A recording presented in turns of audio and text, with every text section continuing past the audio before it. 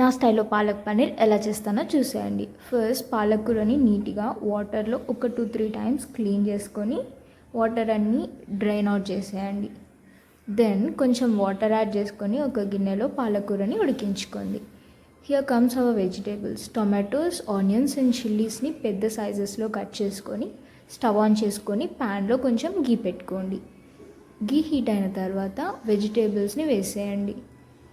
ఇవి కొంచెం కుక్ అయిన తర్వాత ఫస్ట్ మనం ఉడకబెట్టుకున్న పాలకూర, దెన్ దిస్ వెజిటేబుల్స్ అన్నీ ఒక మిక్సర్లో వేసి మిక్స్ చేసుకోండి. ఈలోపు నేను పన్నీర్ వెయిట్ చూస్తున్నా. ఇట్స్ 115 grams, అంటే 20 grams ఆఫ్ ప్రోటీన్ ఉంటుంది.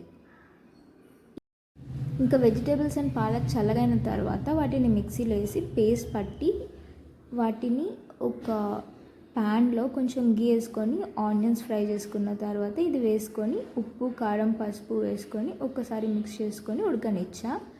ఈ గ్యాప్లో నేను పన్నీర్ని క్యూబ్స్గా కట్ చేసుకొని గీలో టోస్ట్ చేసుకున్నా. అది ఉడుకుతుంది అన్న టైంలో వేసేసా. అలా వేసి కస్తూరి మేతి వేసి ఒక 2 minutes నుంచి స్టవ్ ఆఫ్ చేసా. దెన్ కమ్స్ రోటీ కోసం పిండి కలుపుకొని ఒక 5 minutes నాననిచ్చా. నాకు వచ్చిన షేప్లో చేసి వాటిని కాల్చుకొని పక్కకు పెట్టుకున్నా. ఫైబర్ కోసం ఒక గోవా కట్ చేసుకొని తినేసా.